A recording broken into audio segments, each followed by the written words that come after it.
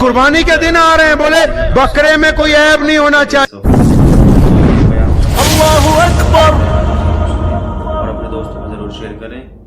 نماز کو اگر آج کے دور میں چیک کرنا ہو، اس کا آسان طریقہ آپ کو بتاؤں، یہ مسجد ہے نا سامنے، آپ ابھی وہاں جائیے، نماز پڑھیے، نماز پڑھ کے باہر نکلیے، اگر نماز سے جب آپ باہر نکلے سامنے کسی کی بیٹی جا رہی ہے، لفظ کسی کی کہہ رہا ہوں، مسلمان کی نہیں، لفظ کسی کی یاد رکھنا ہے، سامنے کسی کی بیٹی جا رہی، اب وہ مسلمان ہے یا غیر مسلم ہے، اگر نماز پڑھ کے تم نے اس بیٹی کی طرف بلاత్కాر کی نگاہ سے دیکھا ہے تو رب کعبہ کی قسم تم نماز پڑھ کے نہیں آئے، تم اپنے آپ کو دھوکہ دینے کی کوشش کر کے آئے ہو، کیونکہ تمہاری نماز تمہیں لوگوں کی بیٹیوں پر گندی نگاہ ڈالنے سے روک نہیں رہی ہے۔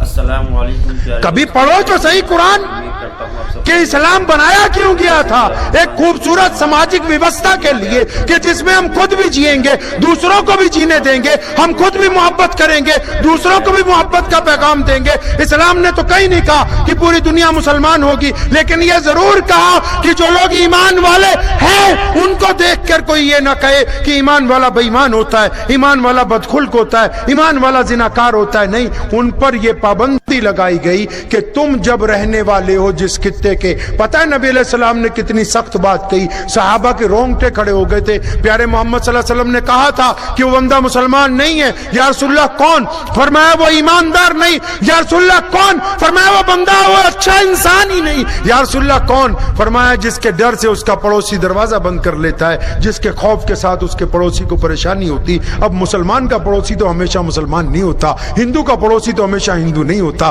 سکھ کا پڑوسی تو ہمیشہ سکھ نہیں ہوتا، دلت کا پڑوسی تو دلت نہیں ہوتا، ہمیشہ کسی جینی کا پڑوسی تو جینی نہیں ہو سکتا۔ جو اپنے پڑوسی کے ساتھ نفرت کرتا ہو وہ جس حد تک چاہے خدا کی عبادت میں اپنی جبین جھکاتا رہے، لیکن خدا اس وقت تک راضی نہیں ہو سکتا جب تک کہ اس کے کارناموں سے اس کے قریب میں رہنے والے بندے راضی نہ ہو جائے۔ آپ کو مذہب کا یہ مطلب سمجھایا کس نے؟ قربانی کے دن آ رہے ہیں، بولے بکرے میں کوئی عیب نہیں ہونا چاہیے، اب بکرا لینے والا چاہے حرام خور ہو،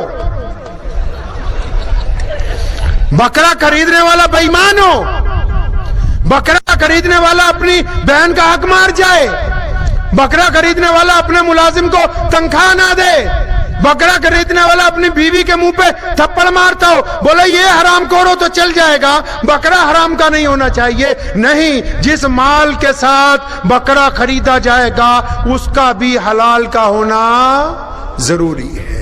وقت بھی ہو گیا لیکن پھر بھی ایک واقعہ بڑا خوبصورت یاد آیا، وہ آپ کو سناتا ہوں۔ ایک بہت بڑے مسلمانوں کے سنت گزرے ہیں، فقیر گزرے ہیں، ان کا نام ہے بہلول دانا۔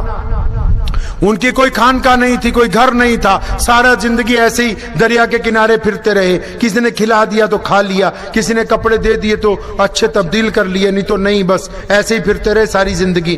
تو بہلول کو اس وقت کے جو سب سے بڑے امام تھے وہ ملنے کے لیے گئے، تو ان کے امام صاحب کے جو شاگرد تھے امام جنید بغدادی ان کا نام تھا، شاید آپ نے سنا ہو، حدیث کے بہت بڑے امام ہیں۔ امام جنید بغدادی جب اس دیوانے کو ملنے گئے تو چیلوں نے بولا حضرت مت ملنے جاؤ، یہ سنا ہے لوگوں کی بے عزتی کر دیتا ہے، لیکن امام صاحب پہنچے ہوئے تھے کہ نہیں مجھے تو ملنا ہے۔ جب ملنے پہنچے سلام کیا، السلام علیکم، تو بہلول نے ان کی طرف دیکھا کہ کون ہے بھائی تو؟ کہنا جی میں امام جنید بغدادی۔ کہ اچھا وہ جنید جو حدیث پڑھاتا ہے؟ جی میں وہی۔ اچھا وہ جنید جو جامع مسجد کا امام ہے؟ جی ہاں وہی۔ ہو گیا، تو بہت بڑا آدمی ہے، ادھر آ، تو مجھے یہ بتا تجھے بات کرنے کی تمیز ہے کہ جب بات شروع کرتے تو کیسے کرتے ہیں؟ تو امام جنید بغدادی ان کے سامنے ہاتھ باندھ کے کھڑے ہو گئے، فرمایا جی مجھے بات کرنے کی تمیز ہے، جب بات کرنی چاہیے پہلے اپنے رب کی حمد پہ یاد کرنی چاہیے، پھر محمد رسول اللہ پر سلام بھیجنا چاہیے، پھر اپنی بات رکھنی چاہیے۔ ابھی اتنی ہی بات کہی تھی تو امام جنید بغدادی کے بہت زور سے مکہ مارا اس نے، بہلول دانا نے بڑی زور سے مکہ مارا، فرمایا تجھے تو بات کرنے کی تمیز نہیں ہے۔ تو وہ آگے بھاگ گیا وہاں سے، بہلول حضرت کو مکہ مار کے آگے چلا گیا۔ اب وہ جب آگے چلا گیا تو شاگرد آ گئے سارے، یہ جو بڑے لوگ ہوتے ہیں نا، ایک بات آپ کو اور راز کی بتاؤں، اب وہ سارے شاگرد آئے، بولے حضرت آپ کو بولا تھا نا کہ بے عزتی کر دے گا، یہ جتنے بڑے لوگ ہوتے ہیں نا جو کسی بھی دھرم میں ہو، بڑے لوگ زیادہ تر اچھے ہی ہوتے ہیں، ان کے چیلے اتنے خراب ہوتے ہیں کہ بڑے تک پہنچنے ہی نہیں دیتے. نہیں سمجھے؟ سرپنچ تو ہو سکتا ہے بڑھیا ہو، لیکن جو چاروں طرف مشورہ دینے والے ہیں نا تو وہی بھڑکاتے رہتے کہ فلاں یہ فلاں وہ. تو حضرت کے بھی جو چیلے تھے تو چیلوں نے حضرت کو ٹوکا، آپ کو بولا تھا بے عزتی کر دے گا. آپ پھر بھائی اس کو بٹھاؤ، آپ سے ہم لوگ قیمتی باتیں کرنے کے لیے آئے ہیں. آپ لوگ آئندہ، ہم لوگ جلسے والے مولوی نہیں ہیں بھائی، شاید آپ لوگوں کو غلط فہمی ہو گئی ہے. ہمارا ایک مقصد ہے لوگوں کو محمد رسول اللہ صلی اللہ علیہ وسلم سے آشنا کروانا. صرف جلسے ہی کرنا مقصد ہو تو ایک ہفتے کے لیے آئیں، دن میں 5 تقریریں کرتے ہوئے آگے آگے چلتے چلے جائیں. نہیں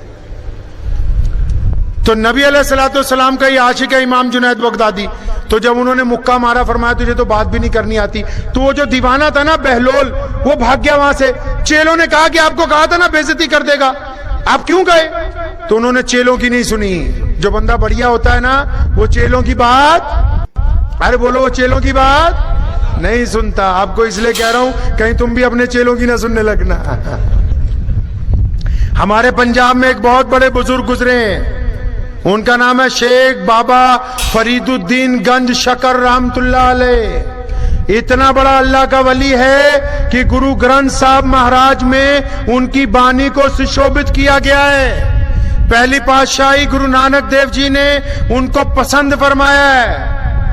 اتنا بڑا اللہ کا ولی تھا کہ سارا سال روزے رکھتا تھا. وہ نفلی روزے رکھتے تھے سارا سال. لاہور کے آگے گنج شکر ایک جگہ ہے، وہاں رہتے تھے. ایک دن روزے سے تھے، نفلی روزہ رکھا تھا. ایک ہندو بہن آئی تو اس نے کہا کہ میاں جی، پیر جی آج گھر میں بڑے پکوان پکائیں، تو سب بچے انتظار کر رہے ہیں، آپ آئیں. اگر آپ پہلے شروع کریں گے ہم بھوگ لگائیں گے، پھر اس کے بعد ہم سب کو کھلائیں گے. تو حضرت بابا فرید الدین شکر گنج نے فوراً اس کا برتن آگے لیا، اس میں سے ایک پکوان اٹھایا، بسم اللہ پڑھ کے کھانے لگے. ساتھ میں جو چیلے تھے نا وہ حضرت کو تیز تیز گھورنے لگے کہ لگتا بڈھے کو یاد ہی نہیں رہا کہ روزہ رکھا ہے. روزہ تو نفلی روزہ تھا. تو حضرت جب کھانے لگے تو جو چیلے تھے نا وہ گھور رہے ہیں، کوئی کر رہا ہے کہ آپ کو یاد آ جائے. تو حضرت تو اپنی مستی میں کھا رہے ہیں. وہ عورت بڑی خوش ہوئی، برتن لے کے چلی گئی. اب جیسے ہی وہ گئی فوراً ساری چیلے فتویٰ لے کے حاضر ہو گئے. تو بولے حضرت آپ نے تو آج نفلی روزہ رکھا ہوا تھا. تو حضرت نے کیا فرمایا؟ فرمایا روزہ نفلی رکھا ہوا تھا، وہ میری ہم وطن بہن ہے، وہ بڑی مراد سے بڑی محبت سے ایک چیز لے کے آئی تھی. اگر میں اس کی چیز کھانے سے انکار کر دیتا تو اس کا دل ٹوٹ جاتا. اب ٹوٹا ہوا روزہ کل کو رکھ لوں گا، اگر اس کا دل ٹوٹ جاتا تو پھر اس کو نہیں رکھا جا سکتا. اب یہ جنید بغدادی آگے بھاگ گئے. امام جنید بغدادی پھر ان کے پاس، السلام علیکم. کہتے وعلیکم السلام. کون ہے؟ فرمایا حضرت میں جنید بغدادی ہوں جو امام ہوں جس کو بات کرنے کی تمیز ہی نہیں. فرمایا ہو تو بڑا آدمی ہے، بیٹھ جا. تجھے کھانا کھانے کا سلیقہ ہے؟ فرمایا جی مجھے کھانا کھانے کا سلیقہ ہے. بتا کھانا کیسے کھاتے ہیں؟ فرمایا میں جب کھانا کھاتا ہوں وضو کر کے بیٹھتا ہوں. میں جب کھانا کھاتا ہوں برتن پاک ہوتے ہیں. میں جب کھانا کھاتا ہوں تو اپنے سامنے چٹائی بچھاتا ہوں، اس میں پہلے برتن رکھتا ہوں، سب کو بلاتا ہوں، پھر بسم اللہ پڑھتا ہوں، نبی صلی اللہ علیہ وسلم پہ درود بھیجتا ہوں، پھر لقمہ توڑتا ہوں. اب بہلول دانا جو تھا فقیر، اتنا غصہ آیا، 2 مکے مارے. فرمایا تو اتنا بڑا مولوی بنا پھرتا ہے، تجھے تو کھانا کھانے کی بھی تمیز نہیں ہے. تو یہ قصہ لمبا ہے لیکن ان 2 باتوں پہ میں پیچھے کو آتا ہوں. جنید بغدادی نے آگے جا کے ان کے ہاتھ پکڑ لیے. فرمایا مجھے آپ کو بتانا ہوگا کہ بات کرنے کی تمیز کیا ہوتی ہے، کھانا کھانے کی تمیز کیا ہوتی ہے. فرمایا جنید سن، کھانا کھانے کی تمیز یہ نہیں ہے کہ کھانے کے اندر کیا بنایا گیا، کون سی ڈش تیار کی گئی، کون سا برتن استعمال کیا گیا، کون سی چٹائی استعمال کی گئی. کہا جنید کھانا کھانے کی تمیز یہ ہے کہ جب تیرے آگے روٹی آ جائے، سالن رکھ دیا جائے، اور جو لقمہ تو توڑے تو وہ لقمہ توڑ کے منہ میں ڈالنے سے پہلے اس بات کا یقین کر لے کہ یہ لقمہ حلال کا ہے یا حرام کا ہے، کیونکہ حرام کا لقمہ بسم اللہ پڑھنے سے حلال کا ہو نہیں سکتا ہے.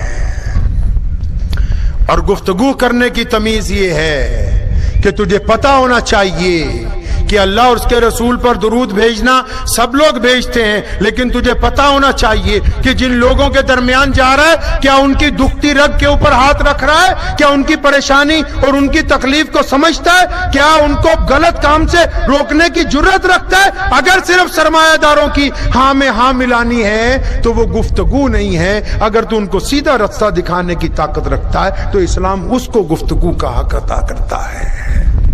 تو وقت بھی بہت ہو گیا ہے، مجھے سفر بھی لمبا کرنا ہے، لیکن جاتے جاتے ایک بات آپ سب سے پوچھنی ہے، بتا دیں گے انشاءاللہ؟ جتنے لوگ بیٹھے ہیں، جو بھائی بہن بیٹھے ہیں، میری بہنیں بیٹیاں بیٹھی، سب اپنے دل پہ ہاتھ رکھو، جتنے بڑے بزرگ چھوٹے نوجوان سارے، مولوی بھی، دل پہ ہاتھ رکھ کے ذرا سوچ کے بتاؤ آپ کی جتنی عمر ہے، 10 سال 15 سال 20 سال 40 50 جو بھی آپ کی عمر ہے، کیا آپ کی زندگی میں کوئی شام ایسی آئی ہے کہ آپ اپنے گھر گئے ہوں اور آپ نے اپنے ابو جی کو، اپنے پتا جی کو گلے سے لگایا ہو اور کہا ہو کہ ابا مجھے تجھ سے بہت پیار ہے لیکن میں ڈرتا ڈرتا تیرے سے کہتا نہیں ہوں، میں تجھے چھپ کے محبت سے دیکھتا ہوں؟ آپ نے کبھی کبھی ایسا کیا ہے؟ اپنے دل کو جواب دینا ہے آپ نے، مجھ کو نہیں. اور جن کے ابا نہیں ہے نا، وہ کسی شام قبرستان چلے گئے ہوں، اپنے باپ کی قبر کے پاس بیٹھ گئے ہوں، محبت سے ایک ہاتھ اپنے باپ کی قبر پہ پھیرا ہو اور یہ کہا ہو کہ ابو جی میرے پاس اب پیسے بھی ہیں، گھر بھی ہے، گاڑی بھی ہے، بچے بھی ہیں، اگر کوئی گھر میں اب نہیں ہے تو بس آپ نہیں ہے. آپ کی زندگی میں کبھی کوئی ایسی شام آئی ہے کہ آپ نے اپنی امی کو کہا ہو کہ اماں میں آج تیرے پیر دبانے کے لیے بیٹھوں گا، ابا تو نہیں رہے لیکن میں تجھ سے بہت سی باتیں کرنا چاہتا ہوں، آپ اپنے دل کی باتیں مجھ سے کرو، آپ میری ماں ہو. آپ کے دل میں کبھی کوئی ایسی شام گزری ہے آپ کے گھر میں؟ سب کو پوچھتا ہوں میں، کوئی مذہب کی قید نہیں ہے، کوئی شام گزری ہے آپ کے گھر میں ایسی کہ آپ نے ماں کو کہا اماں مجھ سے اپنی تکلیف بتاؤ؟ نہیں گزری. کبھی اچھا آپ گھر میں اپنے بچوں کے لیے گھوڑا بن گئے ہوں؟ کبھی آپ نے کہا اپنے بچوں کو کہ میں یار تمہارا دوست ہوں، تم مجھ سے کھیلو؟ آپ اپنے بچوں کے لیے سواری بن گئے ہوں؟ کچھ ایسا کیا آپ نے؟ اچھا کوئی شام آپ کی ایسی گزری ہو کہ جن دوستوں کے ساتھ آپ روزانہ چائے پیتے ہیں، آپ کو پتا ہے کہ ان میں ایک انڈسٹریلسٹ ہے، ایک سرکاری ملازم ہے، ایک کھیت کا مزدور ہے، ایک ریڑی والا ہے، دوست تو دوست ہی ہوتے ہیں بچپن کے. تو آپ کو پتا ہے کہ میرا ایک دوست کمزور ہے، فائنینشلی بڑا کمزور ہے، تو کوئی شام ایسی گزری ہو آپ نے اپنی حیثیت کے مطابق چند ہزار، چند سو، چند لاکھ روپے ایک لفافے میں ڈال کے رات کے کسی پہر چھپکے سے جا کے اپنے دوست کے گھر میں پھینک کے آئے ہو کہ میرا دوست مانگتا نہیں ہے نا، اس کی بے عزتی نہ ہو جائے، مجھے بھی دل کو ٹھنڈک پہنچے، میرا رب مجھ سے راضی ہو جائے، یہ پیسے میں اپنے دوست کو بچا دوں. آپ نے کبھی کچھ ایسا کیا؟